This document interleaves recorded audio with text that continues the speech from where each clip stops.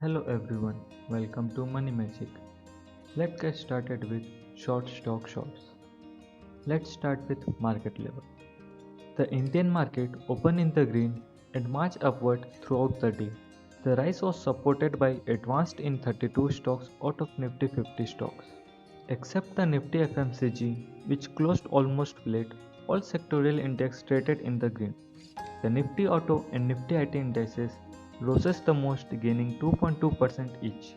Today, domestic institutional investor net sale was 864 crores and foreign institutional investor net value of buy is 2289 crores. Currently, Sensex PE is trading at 34.08 and market mood is greedy. On special request from our subscriber, now we will show the gold and silver price also. Currently, the gold price is trading at 49,106 per 10 gram and silver price is trading at 66,040 per 1 kg. Now moving on to our updates with IPOs. IRFC subscribed total 3.48 times and public issue subscribed 3.65 times in the retail category, 3.75 times in QIB and 2.67 times in NI categories on the last day of IPO bid. And currently grey market price of IRFC IPO is 1 to 2 rupees and Indico Paint IPO grey market price is 800 to 803. And let's see the Indico IPO subscription status. Indico IPO subscribed 3.29 times in retail category and total it was subscribed 1.9 times. Ahead of its initial public offering on Wednesday, Indico Paint has raised 348 crores from 25 anchor investors. The decorative paint maker saw its stakes picked up by Goldman Sachs, Nomura, and HSBC. The issue opened for subscription today and making it the second IPO of 2021 after the IRFC IPO. And the third IPO for 2021 is Home First Finance Company, which is opening tomorrow, that is 21st January, and it will be closed on 25th January. The IPO price band is 517 to 518 with market lot of 28 shares. A retail investor can buy 1 to 13 lots only, which making a minimum amount to invest is 14,500 and maximum amount will be 1,88,552. And complete analysis video on Home First Finance Company is coming very soon before the bid places, and that video will include all the complete analysis of Home First Finance Company including about the company, intrinsic value, valuation of the company and grey market price and many more. So stay tuned with us and subscribe to our channel. Now moving on to our next update. Shares of Tata Communication declines over 7% today after the company posted Q3 revenues of 4,223 crores, nearly unchanged from the same periodic years last year. Its net profit rose fourfold to 309 crores, mainly driven by Tata Business, which contribute 98% of the overall EBITDA. Its share gained over 175% in 2020 and now are showing signs of profit booking. And recently, Rakesh Jhunjhunwala wife Rekha Jhunjhunwala in December quarter had increased its stake in Tata Communication. And one more update of Tatacom is that the government will divest its 26.12% stakes in Tata Communication, erstwhile VSNL, in current financial year through offer for sales and strategic sales route. At the current market price, the 26.12% stake would fetch the government around 8,400 crores.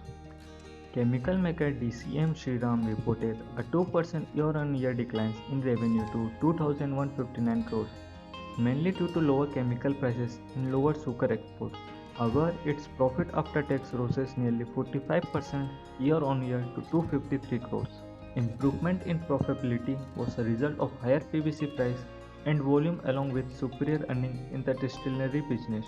The company has lined up investment worth 1,000 crores in downstream chemical products to exclude in the next 2 years. Its share price gained nearly 1% today and gained about 9% in quarter 3. Now moving on to our next update, another company of Tata Group, Tata Metallics, its profit rises on improved margin. For fun, let us see how many of you know that how many Tata companies that are held by Tata Sons that are listed in stock market, and we will reply your answers with the hearts. And if you don't know, let us know. We will reply to your comment also. And as we are talking about Tata Groups, Tata Group is the largest promoter in stock market, and reply in comment who is the second largest promoter in stock market. Now moving on to our Tata Metallics update. Tata Metallic owning the highest margin in pig irons and textiles iron. Tata Metallics quarter 3 profit rises to 55% year on year to 758 crores at 526 crores. Consolidated net revenue grew by a more modest 1.5% during the same period. Tata Metallic is subsidiary of Tata Steel which makes PI and DI pipes. Now moving on to our next update, the RPG Group's owned tire company reported consolidated net sales of 2,212 crores in quarter 3, a year-on-year improvement of 26.1%. Its profit rises over 150% year-on-year to 133 crores. The company attributes the growth to new capacity across segments, particularly passenger cars, two-wheelers, and farm segments. It also reduced debt by 260 crores during the quarter. Quarter 4 margins may be under pressure due to increased raw material prices. Shares of tire makers gained 2.6% today. Shares of renewable energy producer were upbeat after the company announced that it has commissioned a 150 megawatt solar power plant in Kutch, Gujarat, 3 months ahead of schedule.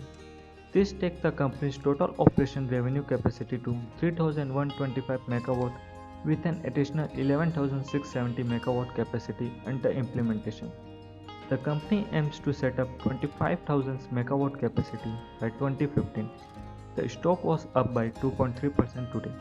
After a good news from Adani Group, let us see one bad news for them. Kerala CM Vijayan has criticized the takeover of Thiruvananthapuram Airport by the Adani Groups, saying it isn't for development of facility. The government stand is to create a special monopoly in these sectors according to their interest, he said. Kerala government has approached the Supreme Court against the airport privatizations and the case is under consideration, he added. Now moving on to our next update, Bajaj Finance is moving to focus on payment solution business in the future. Bajaj Finance on Wednesday announced that it is in the process of launching Bajaj Pay for consumers in fourth quarter of financial year 21. Separately, it also said that it is building 5 marketplaces which are EMI stores, insurance marketplace, investment marketplace, BF Health, and blogging app with the help of group company. With reference to an ad series wherein Sabamed, a Germany brand named HUL's product in its advertisements. The Bombay High Court has said that Sabamed can continue comparative advertisements naming HUL soap brands, Dove, Pears and Lux as long as it is backed by a right scientific data. Sabamed will have to remove the rinse comparisons also in HUL brands to Pears and Dove. Sun Pharma received approvals from the US Foods and Drug Administration for epoprostenol sodium injection. This is used to treat symptoms of primary pulmonary hypertension. Now moving on to our next update, HDFC banks, ICICI banks and SBIs continue to domestic systematical important bank or DSIBs or institutional which are too big to fail according to RBI.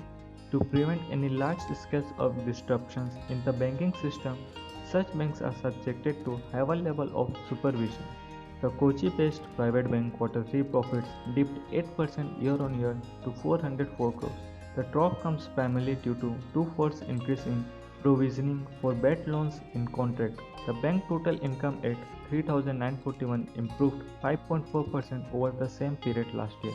The bank gross NPS declined from 2.9% to 2.7%, while the net NPS 2 were down to 0.6% against 1.6% last year, indicating improvement in asset quality. The stock gained 2.5% today, and Rakesh Jhunjhunwala reduced stake to 2.4% in December quarter from 2.7%. Mutual fund increased their stake to 29.9% from 25.02%, and FPIs reduced their stakes to 21.69% from 24.64%. The IIFL Finance wholly owned subsidiary of IIFL Home Finance Limited, and Standard Chartered Bank entered into a co-leading arrangement for extending MSME loans. Starlight Technology it has acquired 100% stake in Optec SPA in Optical Interconnection Company. Sobha subsidiary Sobha High-Rise Ventures brought 100% stakes in Annalakshmi Land Development at Rs 175.16 per share. Thank you for today and stay tuned with us.